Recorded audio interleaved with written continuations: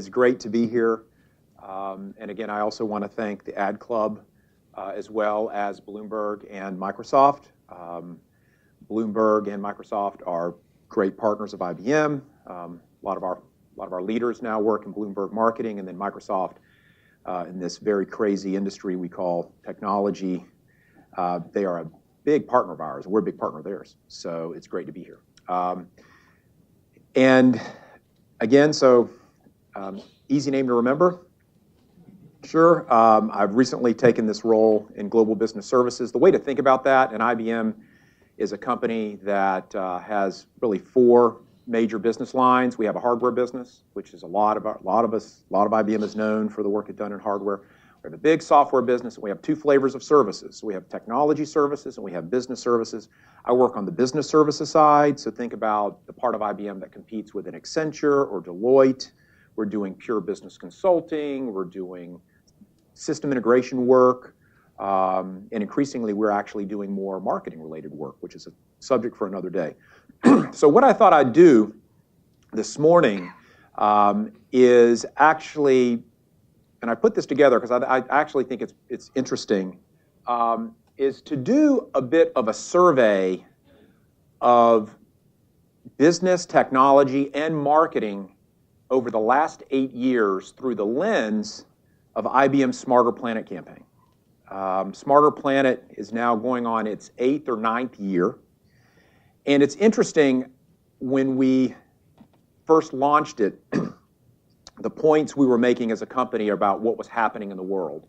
And now as we enter more or less 6th or 7th year of that, how it has evolved. And as you look at how it's evolved, it's interesting to take some snapshots on why it evolved, decisions we made at a certain point in time. And in that, you begin to draw some conclusions around business and technology and marketing. And as a result, I think we are looking to try to build a constituency and try to reach a certain type of person, a certain type of mindset, a certain type of business leader. I'm sort of road testing this a little bit, this morning. So I'd love to get your reaction, and hopefully we'll have some discussion at the end. So first, many of you, hopefully if you're in marketing or in advertising, you have some working familiarity with this brand platform we launched a while ago called Smarter Planet. And at the time, we were trying to package a way of thinking about the digitization of the world. The fact that the world was becoming so highly instrumented as a consequence of the proliferation of sensors, RFID tags, the fact that transistors were so incredibly inexpensive. There are more transistors than a grain of rice. There's transistors in virtually everything. All of us are carrying multiple transistors or transistors in that camera and in those projectors in all likelihood, which was resulting, in this highly interconnected, world. And we called it "The World is Getting Smarter," and we described the fact that this was really indelible in all aspects of the world. From an economic standpoint, business standpoint, you were seeing certainly man-made systems becoming more instrumented. You were seeing natural systems becoming instrumented. You were instrumenting rivers. You were instrumenting water supply. You're instrumenting all manner of instrumenting livestock. We had customer examples where food producers were putting transistors and RFID tags in beef so they could literally track the source of a piece of meat from the grocery store all the way back to the farm, to the extent that there was any quality problems or spoilage or what have you. So everything's becoming instrumented. We called it Smarter Planet. And a little bit of the backstory there is when we launched it,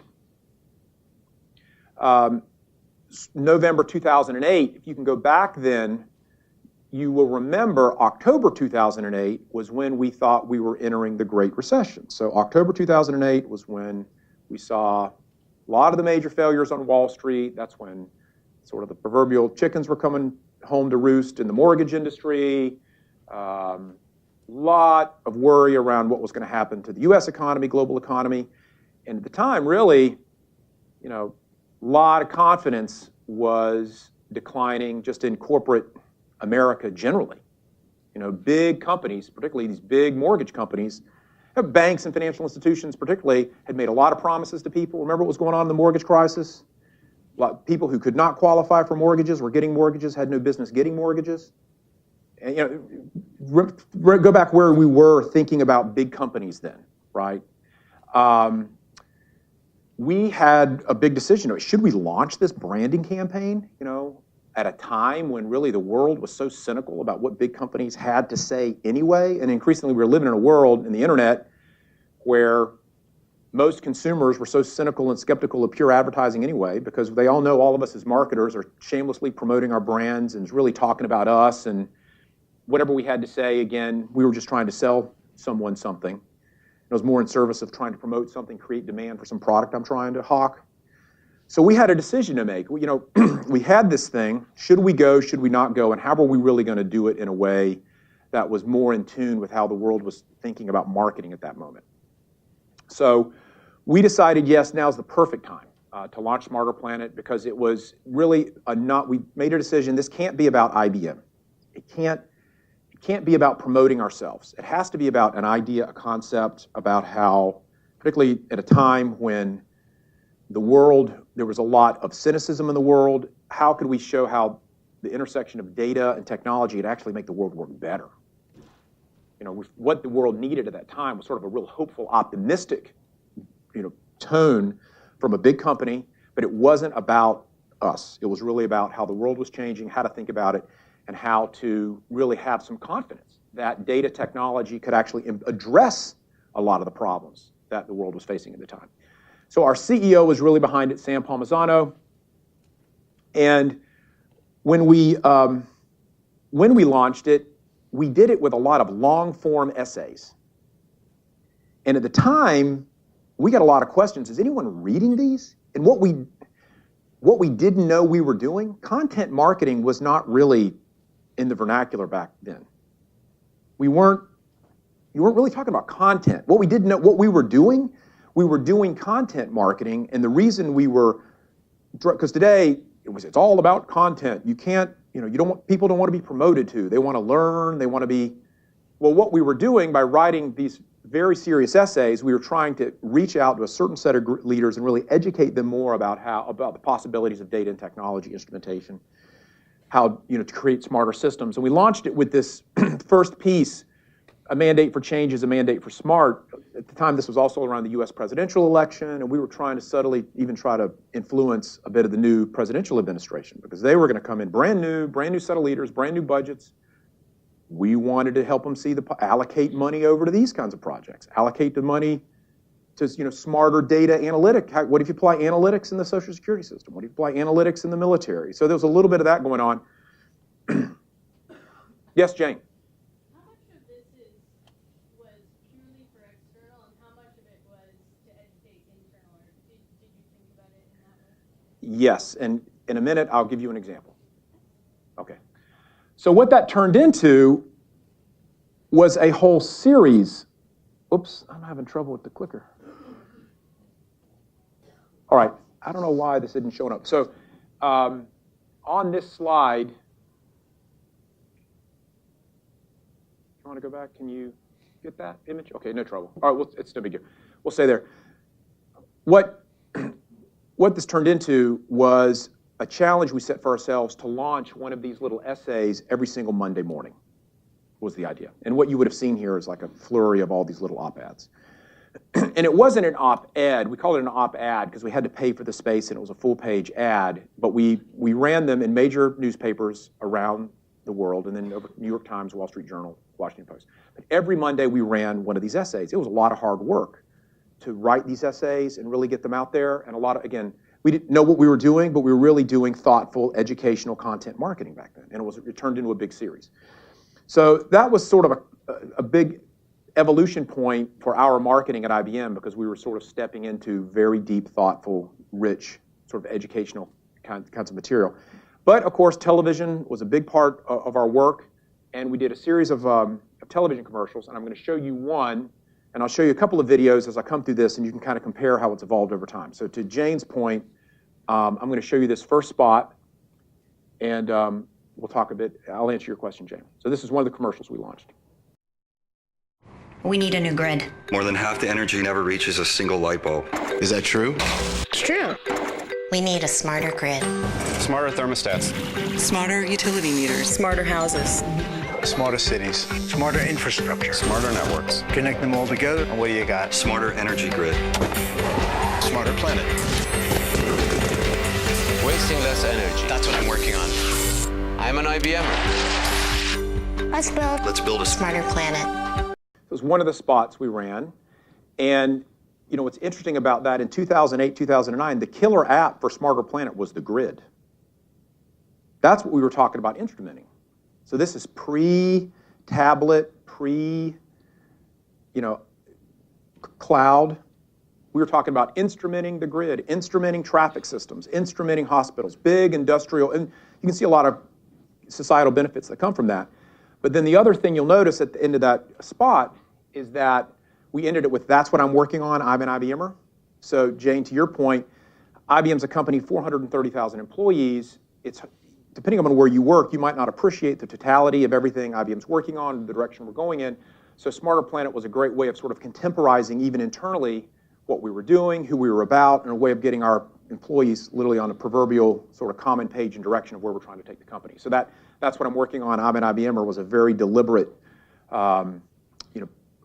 part of the work, and it also put the emphasis back on the person to try to tie into this, the authenticity point. So back in 2008, where were we when we launched it, right? There was no tablet, there was no Instagram, only 15 hours of YouTube was uploaded every minute. The killer app on the internet was really mainly search. It's really search, right? So fast forward to where we are today, 2013, all those statistics at the top, if you're in the marketing industry, you all can rattle them off. How different the marketing landscape has changed, and so I'll show you some examples of how the Smarter Planet work has changed. And then along those lines, how the IBM marketing platform has changed. So during that time, we produced 2/3 less of television, 10 times the amount of long-form video, 50% less print, which was interesting because when we first launched Smart, it was a heavily print-oriented newspaper sort of oriented effort with this op-ed series, a lot of newspaper. And much more immersive, interactive kinds of work between touchscreen walls and mobile and infographics and all those kinds of things. So the nature of the marketing had changed a lot.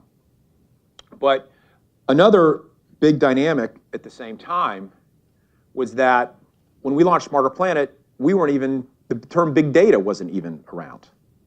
Now, big data now is everywhere, and I know we're all inundated with that term, and it's become almost cliche. And I have to admit, my company has gone a long way towards really socializing and popularizing that term and trying to make leaders insecure about it, so they'll call us in and help them. That's part of that's what we do in marketing, right? We throw that out there a lot, particularly in technology. We'll put a new term out there, and we'll talk about the possibilities, and then hopefully, particularly in my part of the business around consulting, that's perfect for us. We'll bring our consultants in and help people build a big data strategy.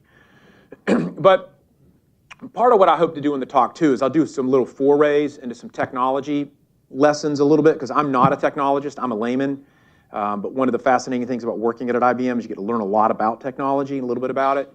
The thing about big data, and if there's one thing that all of us as marketers should understand, is whoever named it big data really did it a big disservice. Because the whole point around the big data is not the bigness.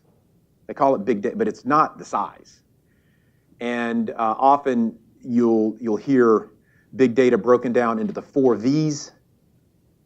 You'll talk about the volume. Okay, that's the size. Yes, there's a lot of it. Why is there a lot of it? We were here. I changed that to, because if you look at where this section here, the volume is coming again from all of this new digitization from our devices. That's what's creating the size. It's when you instrument, you collect the data on the Easy Pass. That's all this new data. When you collect the data on our mobile. But the other thing because this is the data that most computers really like too. This enterprise data, it's transaction data, it's nice and tidy and neat and organized and structured databases. And computers today really know how to manage this stuff. It's in data, it's nice, and what most computer programmers do, they program machines to work on this stuff really, really, really fast and really, really, really accurately. That's what when you program a computer, you're working down here. And you're getting it to do human things really, really fast. That's a way to think about it. But what's that? We're living in this world, though, that all this new kinds of data is coming up. So that's variety. There's new kinds of information, right? There's the velocity. It's just growing like crazy. Then there's other V called veracity, which means how true is it? Is it worth a damn? I have all this information. I have a tweet, but it's coming through my system, but does it mean anything? That's all this new stuff. Today's computers don't know how to deal with this stuff. This is one very neat, ATM transactions, your scan. This is all this new stuff. So this started showing up 2010, kind of midway through the Smarter Planet, our Smarter Planet work. And then what we were learning through IBM Research, another interesting thing about IBM is we have IBM Research, $6 billion part of the company.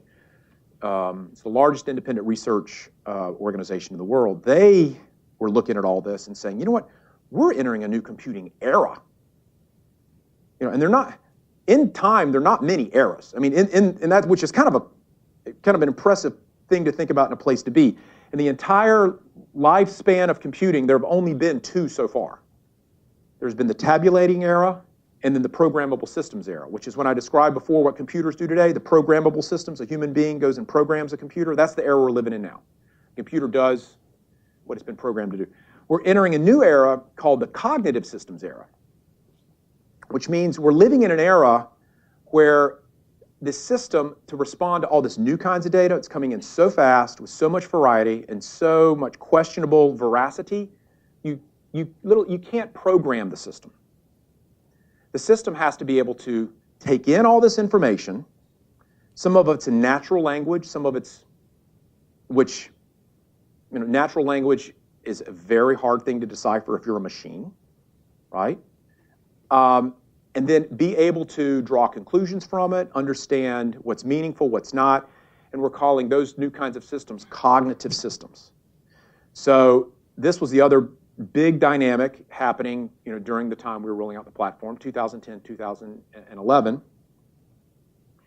And has everyone heard of a system called Watson? Okay, all right. So 2011, IBM Research created this system, and an interesting story about IBM Research, every 10 years or so, they will declare a grand challenge. And they do this intentionally because it's a bit of like pointing to the fence, and it pushes the boundaries of their researchers because they set a goal for something they want to do. So in the 90s, we had a grand challenge. Really, it's interesting. The grand challenge in the 90s was to play chess against a grandmaster, and we had a system called Big Blue that played a Russian grandmaster and beat the Russian grandmaster at chess, and that was the grand challenge in the 90s. So for this, when we were coming up with the grand challenge, I wasn't a part of this decision, but I know the guy who made the suggestion, and when he made it, people thought he was real, because a lot of us aren't crazy Jeopardy fans. I mean, I didn't really pay that much attention to Jeopardy until this, but he helped us understand why Jeopardy, putting a machine on Jeopardy really as a computing challenge is just like over the top, because you don't give the answer, you give the question. It's all natural language. The phrasing of the answers is sometimes very idiomatic, and you have to really understand the English language. You have to know where you are in context of the game in terms of how much to bet. How confident am I to answer? If I'm not confident, I might bet a little. I might not bet at all. If I'm really confident, I'll bet the whole thing. How is a computer going to know how to make all of those decisions in real time, buzz in at a split second, and against the two grandmasters, the highest ranking players ever in Jeopardy, Ken Jennings and Brad Rutter? That is a cognitive system, not connected to the internet. Watson is a standalone thing, competed 3 nights on Jeopardy and beat them both. That's a cognitive system. See, that's not. The system had been ingested with lots of information, had been practicing. Watson practiced Jeopardy for years and years and years. A lot of us on the team were watching Jeopardy get better, watching Watson get better every week, till he was ready. But example of a cognitive system, and my team was involved in, we did the deal with Jeopardy and the branding, and we created the studio that was highly branded, and if you saw it, it was really 3 great nights of television. But then, what was happening in the background was content marketing was becoming more and more and more the vogue. TV viewership, we thought continued to decline. We were looking at our media mix. What's the right way to reach out to our audiences? And we wanted to go deeper and experiment with this whole idea of how can we find really great content that can scale. Everybody, all the marketers were bragging on their numbers of YouTube views. And as the corporate marketer, I had a lot of, I wanted my own, big hit, and that was really more of the stories were in B2C, but even we all in the marketing team, we always felt like Smarter Planet had a lot of mainstream appeal, and there's a lot about Smarter Planet that's very interesting, even to the layman. And if we could find the right stories, could we not find some really interesting stories we could package, put on YouTube that could really go scale and maybe go viral? Because every marketer today wants their viral thing, right? That's like there's a little bit of street cred that goes with having a viral video. Well, B2B wasn't really known for viral video. You don't really, enterprise marketing isn't known as something that goes viral. So the other thing that was happening is that our company spending less on media, right? So we're under pressure every year to do more or less media, but so I'm like, how can we, if we could just find that viral video, right? Because I knew we could, for one television commercial, we could produce a lot of little videos. Television production is very expensive, right? We could produce 10 videos for one television commercial. So I went to the ad team, and let me tell you, are these little backstories okay, interesting? Yeah. All right, okay, I want to make sure. So I went to the ad team, and I said, my advertising leader's named Ann Rubin, at least when I was in my old job. I said, Ann, here's what I want you to do. How many television commercials do we produce a year? A dozen. So I want you to take one of them. Just take one. Next year, we're going to do 11. And for the budget of that one commercial, I want you to go around the company and go to IBM Research and go walk around those labs and find more Watsons. Because we spent $30 million on Watson. I mean, you can't do a Jeopardy promotion every year. That was a huge, the return on that was great. But I said, you and the creatives go around all of IBM Research, and guys, I bet you there are dozens of Watsons. You just got to go find them. And sure enough, and we, this is looking for stories from within. We found some great examples of stuff the researchers working on at IBM. One of them, as an example, we found researchers working on a digitized, anatomically correct version of the heart. So when they are able to commercialize that, imagine laboratory testing on living things going away forever. Wow, that is a cool idea. You don't have to be a B2B, you don't have to be a healthcare CEO to get that, right? That's very, very cool.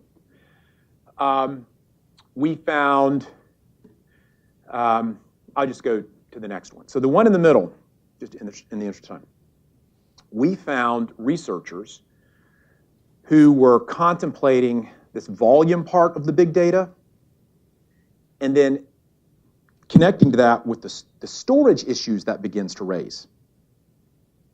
Right now, storage is cheap, but like, where are you going?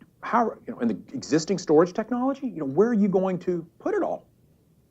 So they were really interested in the question of what is like the smallest thing in the world that can hold a bit of data. So they were like, how small can you go? So they began working with just in an area called atomic storage. So literally, can you store data on an atom?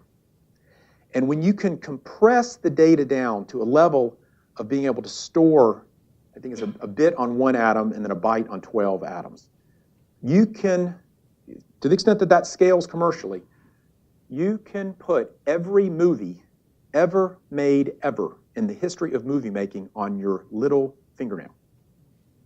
That's what that means. How many movies are on your, if you could put movies on your phone today, how many can you hold? A couple? That is a really, the possibilities of that are really crazy. So we said, that's a good one. Let's see what we can do with that. So we sent our Ogilvy team, creatives, out to Almaden, and they spent some time with our researchers out there and explained to them how they were literally manipulating the atoms and moving the atoms around. They could blow up the atoms on these massive microscopes, massive, massive, massive, and begin to move them around. So they came up with this idea. They said, what could we bring this to life if we gave you a series of patterns in which to move the atoms? Could you move them like frame by frame? If we told you literally we had some shapes we wanted you to create with the atoms, could you do that? And then could you do it, multiple series at a time? And the researchers said, yeah, we could do that. I mean, it'd take us a while, but we could do that.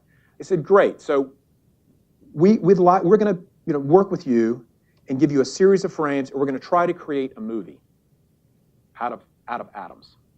And what came from that was sort of our first little packaged little story, right? So much less expensive little story, put it on video, see what happens, taking a technology breakthrough. So think, again, B2B, storage compression is not a layman, it's not something we all wake up in the morning thinking about, right?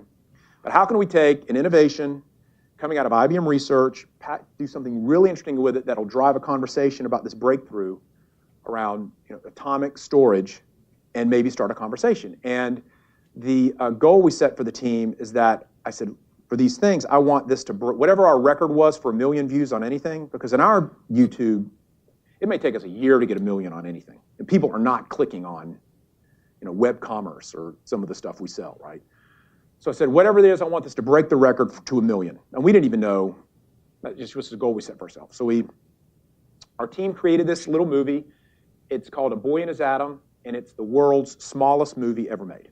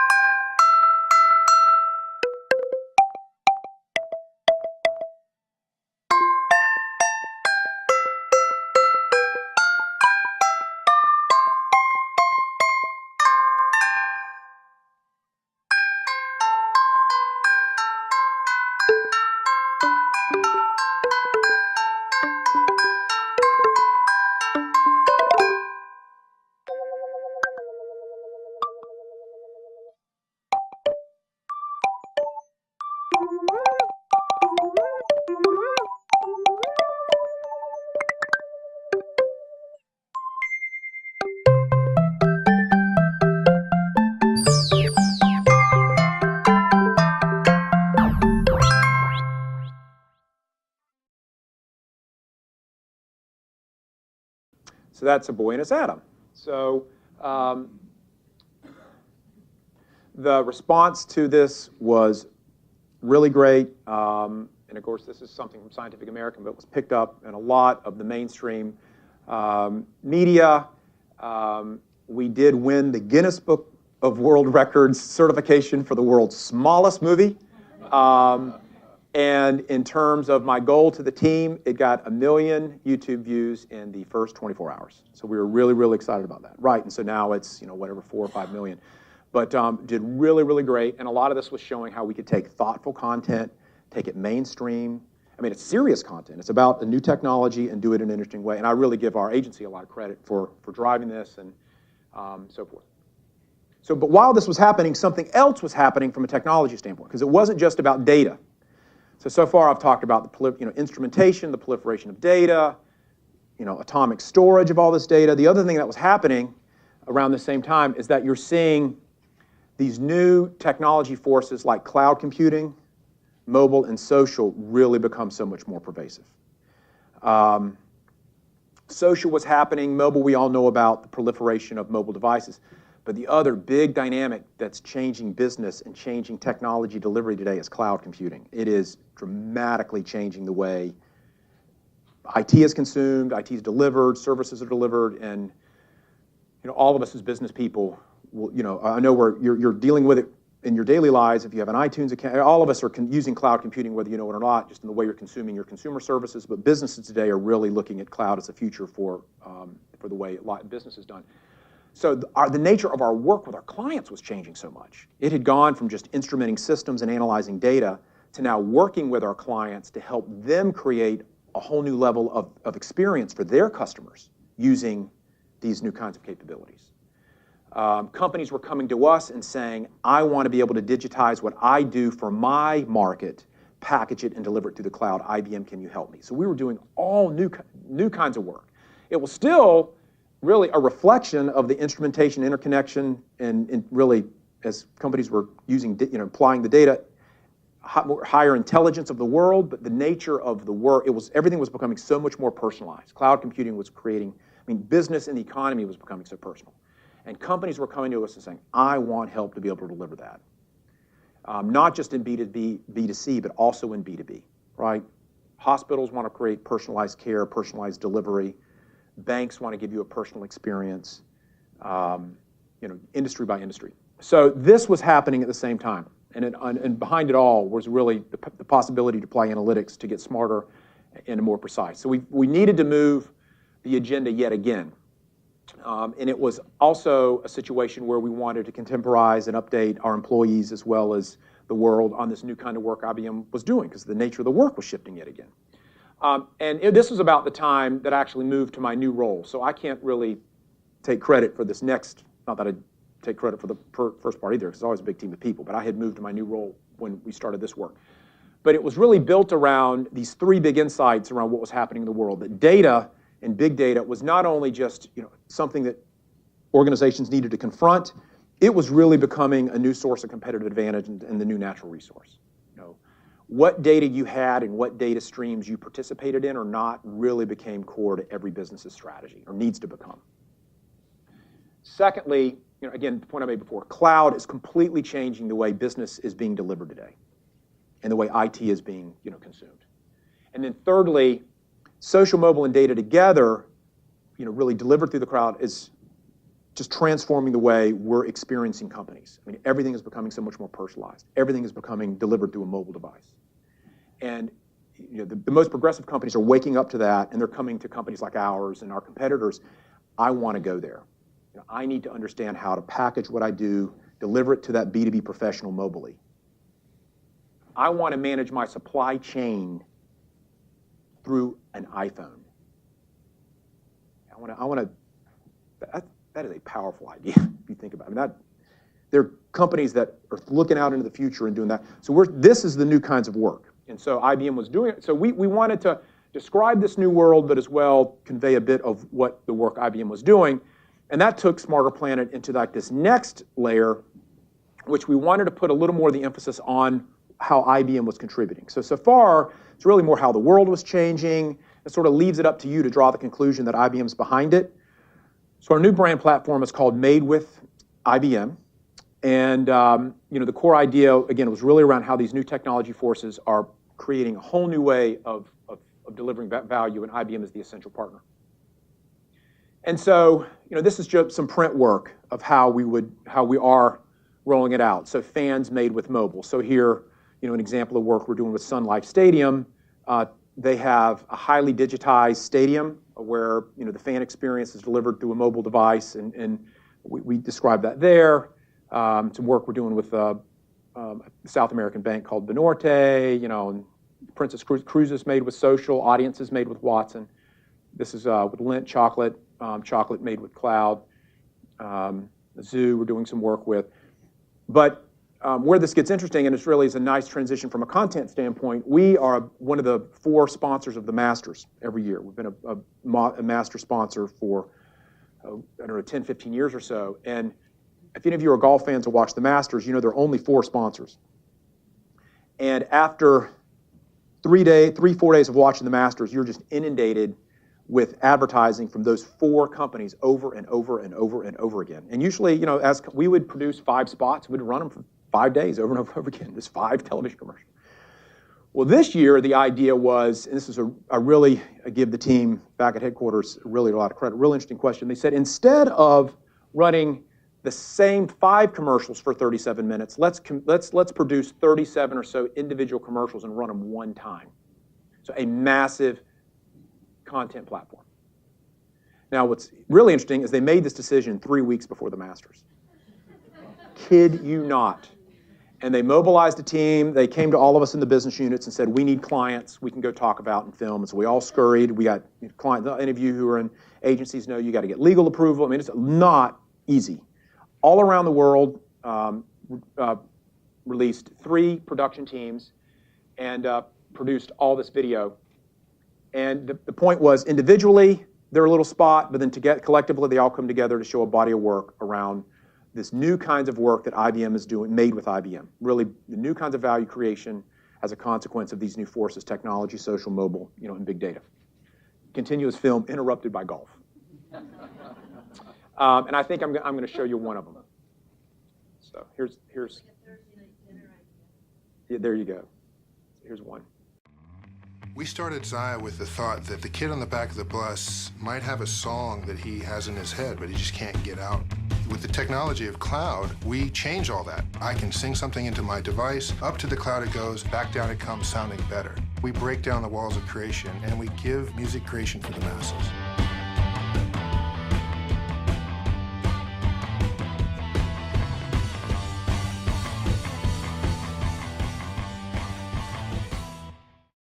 So, you know, very much in line with the digitization of the world, but in this case, the power. And if you've seen the Zaya app, it is, you know, really, really cool.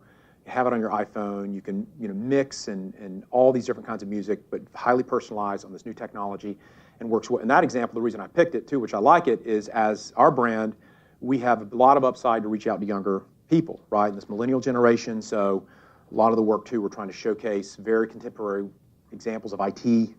To reach millennials. So this is now being blown out through our entire sort of paid, owned, earned ecosystem and integrated digital strategy. Something on Tumblr, we call it IBM Blur, you know, digital advertising. It's primarily a digital effort, frankly, involved in all kinds of native advertising and then editorial, social, as you can imagine, a YouTube channel, you know.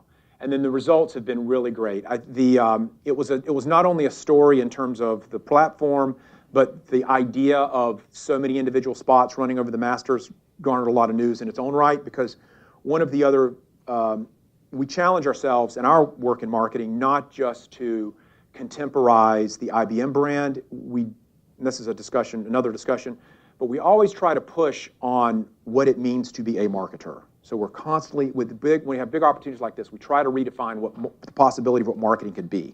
And that's really, and change, each time we have a chance, try to change the paradigm. And this is what we were doing, you know, did here. A lot of recognition on that. Paid media engagement was 20%, 25% higher than last year. Great engagement on Twitter, you know, and I'm going to flip through these. So I'm watching the clock, so I'm going to kind of bring it home. I think this last slide is interesting because this is a slide I wrote when I was first rolling out what Smarter Planet was about, like 2009, 2010. It's the same, you know, so I was thinking about a way to end this slide, in this presentation. I looked at that and I said, I think these same 4 points we were making in really the early days of Smarter Planet are still really true. And if you go look at all the work over this period of time, it's a lot of the same themes.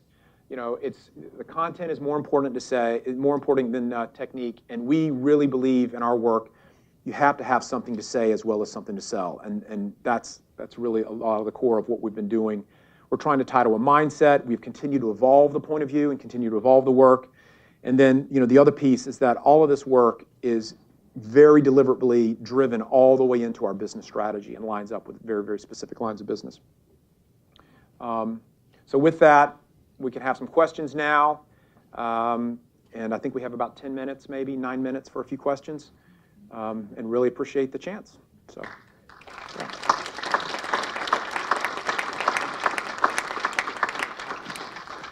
Yes. Hello. Thank you so much. My dad was a madman from that era, so great. Yeah. Can you say anything? I'm Eve Sullivan, Parents Forum, about corporate social responsibility, corporate family responsibility, perhaps, and its relation to all the wonderful things you talked about? Yeah, absolutely. And I did not spend as much time on that, but we have a very specific and deliberate social responsibility strategy, in the company. We call it corporate citizenship, sort of what we call it, and it was great evidence to reinforce our Smarter Planet agenda, because Smarter Planet does have sort of a social responsibility feel to it. It's particularly in the early days when we were talking about the power of really how instrumentation could create a more sustainable world. That was a message in the early days of Smarter Planet, particularly like the grid example I showed you. A lot of the benefit of instrumenting the grid is that you're able to save energy because you can instrument supply and demand. So there was a sustainability piece to it. But our CCR agenda is really around a handful of very specific areas. So one is education. Another one is around cities. And another one is around really unleashing our IBMers in communities to go really make contributions. So we have, and IBM was the first to launch the equivalent of a corporate, sort of a Peace Corps kind of an idea. And we give our employees the opportunity to nominate themselves and be parts of teams that will go around the world, particularly to developing countries, and work with local communities on business priorities and technology projects. So what's important about those examples is none of them involve really cash. That's because I know a lot of us at companies, we get more requests every day to go sponsor something through an outright sponsorship. And so our CCR strategy is built very deliberately around IP. And what we contribute is not money, but we contribute knowledge and talent and expertise is how we do it. Was that? Okay. Tried. Okay. Yeah. So Made with IBM seems a little bit like Intel Inside, like trying to recognize the technology that's behind it. So I'm wondering, from a brand hierarchy, I'm a little confused between how Smarter Planet lines up with Made with IBM. And then the second part of this question, there's a lot of people out there talking about industrial Ethernet, Smarter Planet, IoT, IoE, just wondering how we're going to deal with all that communication around this new wave of the internet. Okay, so that's sort of I think it's sort of a very good strategy kind of question. So Made with IBM very deliberately sort of moves the messaging more into a implementation kind of space. And so Smarter Planet still the context, but very deliberately there's less messaging around the Smarter Planet sort of theme. I think we also, a lot of our believe it's sort of self-evident today, and that in fact, other companies now continue to socialize the context. That's why we think we were talking about Internet of Things. If you read that first commercial I showed you, we were running dozens of commercials on Internet of Things back in 2009. We were all over. So a lot of companies now are coming back into that, which is fine. They can continue to socialize. I don't want to get too competitive, but there's a lot of discussion socializing still how the world is changing. We think we really were talking about that. Now what our clients want is, how do I get into it? How do I take advantage of that? And that's where Made with IBM is trying to really take it to that level. So you not see that the Smarter Planet piece is more subtle, but what we still see this as an element of the larger Smarter Planet agenda. That's the way we see it. But I would love you, but you may react differently. So, yeah. Hi, thanks for coming. We appreciate it. I just read something in Ad Age about IBM Interactive. Can you just give us a quick little blurb on what that is? And Great. Okay. Thank you for that question. So in Ad Age on Monday released the rankings of its digital agencies. And if you may or may not have seen that, but you would have probably seen an interesting firm that was at number one, which you wouldn't have considered was a digital agency, but it's called IBM Interactive Experience. And it's about a $1.2 billion really, it's a digital agency, but it's a consultancy more than anything that does digital work with our clients. And the kind of work that firm that's doing, and that's actually in the unit that I'm in, Global Business Services. It's a part of GBS. Increasingly, we're seeing our customers come to us, and they're not looking for just digital work or web work. They are, again, thinking about instrumentation and interconnectivity. They want to be able to instrument the client experience, not just end to end, but it's the omni-channel idea. I want to be able to instrument all the interactions. I want to be able to gather data on all those interactions. I want there to be some consistency in those level of interactions. So, Gail knows I know her. It's not so much that I know Gail. I want Gail to know I know her. And each time we interact, something becomes more personal because as a consequence of the data I've accumulated on the last time. See, that's really missing in a lot of business today. They're only, retailers are collecting data on us, but to what degree are they using it so that the next interaction is better, right? I mean, but that's kind of the holy grail of a lot of this customer experience. Customers really want that kind of work, but that requires a lot of capability. You got to have, certainly you got to have creative, and but you need system integration. May be a tough word, but you got to have like hardcore IT to like tie this together. And so what IBM Interactive Experience does, it is a digital. They do the digital work for the Wimbledon and U.S. Open. You would have seen all that. Home Depot, Walmart, My Coke Rewards is done by IBM actually. But now, again, clients want us to tie all that together. They want business design, system integration, and that's the work that IBM Interactive Experience is doing. So, well. We'll see. We think I'd love your feedback on it. If any of you are in digital agents, I'd love that's just something we're seeing. We're seeing in our business, and so we've packaged all this up under one roof to give marketers not only just this web piece and mobile piece, but the integration all the way through into their business process or supply chain, because they need to know that customer all the way through. So was the idea. So we're real proud. Thanks for asking me that question. We're real proud of it. I was able to do a little commercial. So, yes, in the back there. I think the last one probably to stay on time, I'm guessing. So, or we can talk afterwards. Hi. One of your campaigns you had mentioned had a really great return on it, and I was just wondering how, in general, do you measure the impact of all of the campaigning that you do, in particular, the consumer-based campaigning and what's fundamentally more of a B2B business that you run? Yeah. So, on the B2C point, we do all the measurement against a professional audience. And there is a mainstream element, to a lot of it. But the reason it's that way is we're trying to reach more of a line of business audience who is non-technical anyway. So, if it was really more of a technical IT kind of effort, it might. But again, CMOs, CEOs are not technical by nature, and so this is a lot about trying to tie into that. So we will do, at one level, we build our metrics around exposed versus unexposed and propensity to do something or feel something as a consequence with those. So that's really the foundation of it, and it is not perfect, but we've got so many years of it now that we're able to put a little more, because we've been running more or less the same effort for so long. And then on the DG side of the house, it's pretty traditional stuff that all of you all would be looking at too, So